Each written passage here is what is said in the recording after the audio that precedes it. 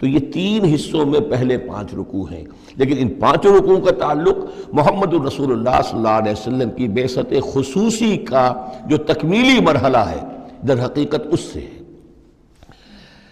برات من اللہ ورسولہ، اعلان برات ہے، لا تعلقی کا اعلان ہے اللہ اور اس کے رسول کی طرف سے، الی الذین عاہدتم من المشرکین، ان لوگوں کی جانب جن سے اے مسلمانوں تم نے مشرکوں میں سے معاہدے کیے ہیں، اللہ کی طرف سے سارے معاہدے ختم۔ البتہ یہ بڑا کیٹیگوریکل سٹیٹمنٹ جو آیا ہے، اس کے بعد اس کے اندر تھوڑی تھوڑی وہ جو ہے تفصیل جب آئے گی تو اس میں رعایتیں دی گئی ہیں، لیکن اعلان ایسا ہے۔ اور اس صورت سے پہلے، یہ واحد صورت ہے قرآن مجید کی جس سے پہلے آیت بسم اللہ نہیں ہوتی، اور اس کا سبب یہ بیان کیا ہے حضرت علی رضی اللہ تعالیٰ عنہ نے کہ یہ صورت تو ننگی تلوار لے کر نازل ہوئی ہے۔ آیت بسم اللہ میں تو اللہ کے نام ہے الرحمن الرحیم،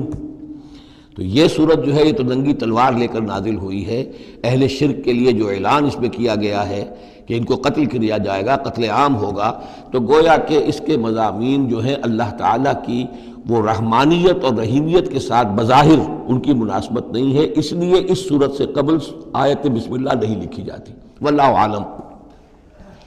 برات من اللہ ورسولہ الی الذین عاہدتم من المشرکین، اعلان برات ہے، اعلان لا تعلقی ہے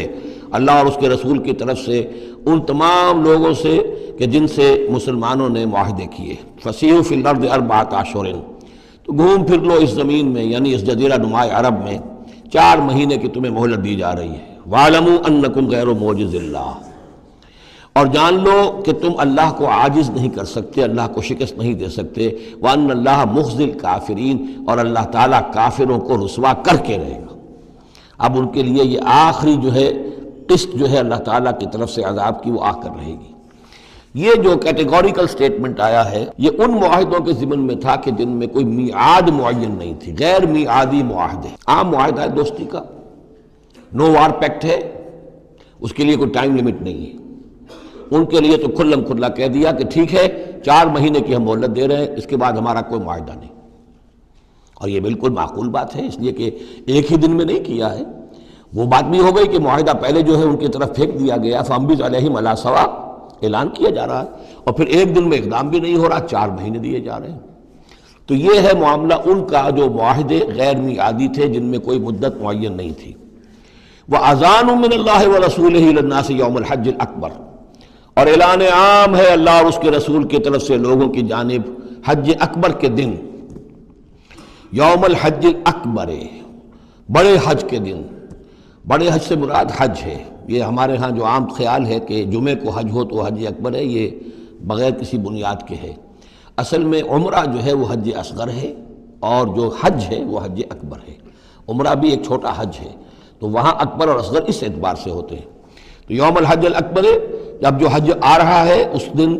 ان اللہ بریء من المشرکین ورسولہ، اعلان عام، چونکہ حج میں تو تمام اطراف و اکناف جو ہیں جزیرہ نما عرب کے وہاں سے لوگ آئے ہوئے ہیں، تو اعلان عام ہو جائے گا کہ اللہ تعالیٰ بری ہے، الگ ہے، اس کا کوئی معاہدہ مشرکین کے ساتھ نہیں ہے، نہ صرف اللہ بلکہ اس کے رسول بھی۔ وَإِن تُبْتُمْ فَهُوَ خَيْرٌ لَكُمْ، اور اگر تم باز آ جاؤ، توبہ کر لو تو تمہارے لیے بہتر ہے، اسی میں خیریت ہے۔ وَإِن تَوَلَّيْتُمْ، اگر تم پیٹھ موڑ لو گے، روگردانی کرو گے، فَاعْلَمُوا أَنَّكُمْ غَيْرُ مُعْجِزِ اللَّهِ، تو سن رکھو تم اللہ کو عاجز نہیں کر سکتے، تم اللہ کو شکست نہیں دے سکتے۔ وَبَشِّرِ الَّذِينَ كَفَرُوا بِعَذَابٍ أَلِيمٍ، اور ان کافروں کو اے نبی بشارت دے دیجئے دردناک عذاب کی۔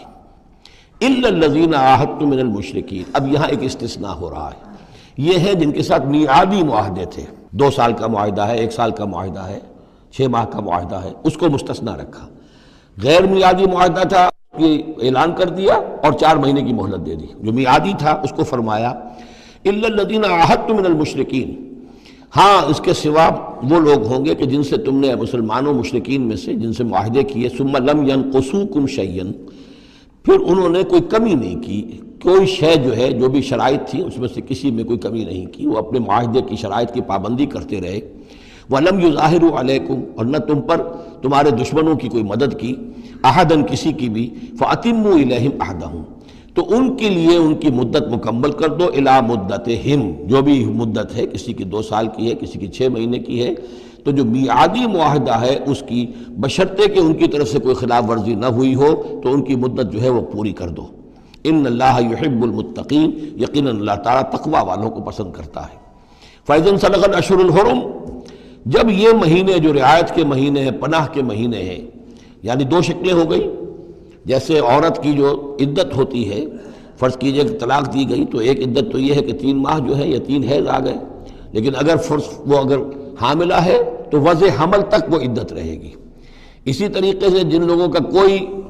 میعاد مقرر نہیں تھی ان کے لیے 4 مہینے مقرر کر کے اور ان کے معاہدوں کا اعلان کر دیا۔ جن کی میعاد مقرر تھی کہا کہ جیسے ہی میعاد ختم ہوگی پھر معاہدہ نہیں ہوگا، اب یہ رینیو نہیں ہوگا، لیکن یہ کہ اس مدت کی تکمیل کر دی جائے گی۔ فَإِذَا انسلخ الاشہر الحرم، اور جب یہ محترم مہینے سمجھ لیجئے، اس لیے کہ اب یہ ان کے لیے جو امان کے مہینے ہیں جو تمہیں دے دیے گئے ہیں،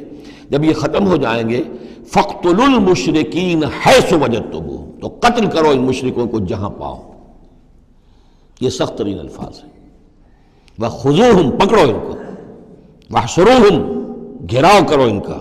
وَاقْعُدُوا لَهُمْ كُلَّ مَرْصَدٍ، اور ہر جگہ گھات لگا کر بیٹھو ان کو پکڑنے کے لیے۔ یہ آخری ہے جو گویا کہ ان کی رسوائی، اب ظاہر بات ہے یہ آیات پڑھ کر سنائی گئی، مشرکین موجود تھے، اس سے بڑی رسوائی اور کیا ہوگی؟ کس انداز میں اب انہیں چیلنج کیا جا رہا ہے، یہ رسوائی، واللہ مخزی الکافرین، اللہ ان کافروں کو رسوا کر کے رہے گا۔ حضرت علی کو بھیجا گیا اس لیے کہ قافلہ روانہ ہو چکا تھا، پھر یہ آیتیں اتری ہیں 6، تو ان آیتوں کو دے کر حضور نے بھیجا کہ علی جاؤ اور میرے نمائندے کی حیثیت سے حج کے اجتماع میں تم اعلان کرو، اس لیے کہ عرب کا رواج یہ تھا کہ کسی بڑی شخصیت کی طرف سے اتنا بڑا اعلان وہ کوئی اس کا قریبی عزیز کر سکتا تھا۔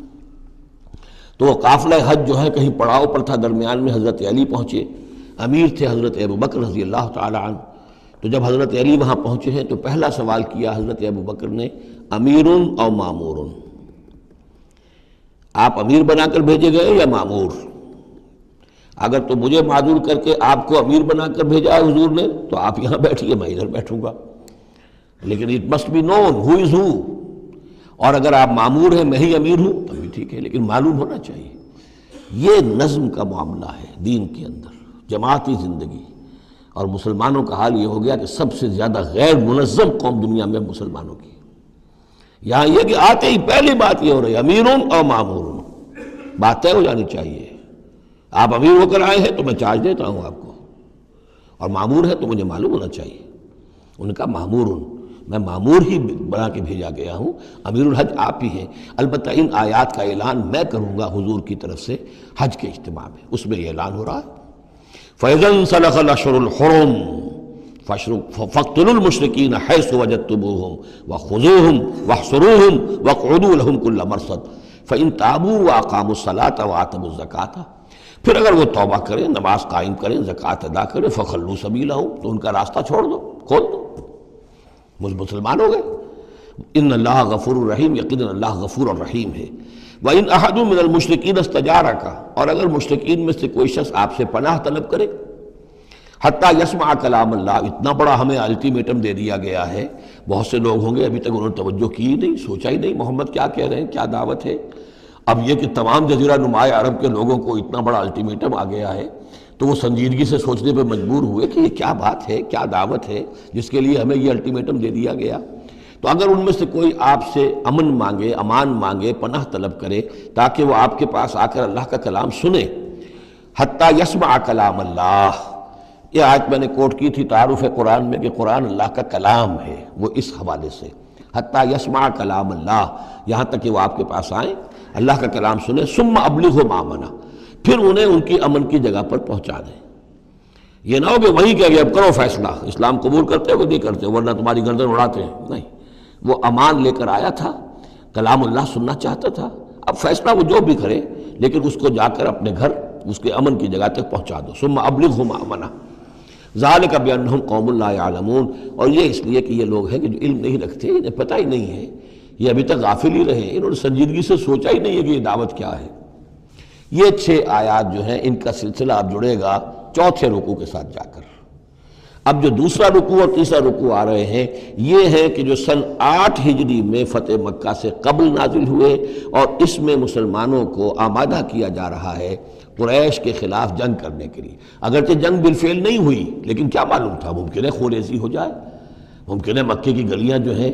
وہ خون کی ندیاں جو ہیں اس میں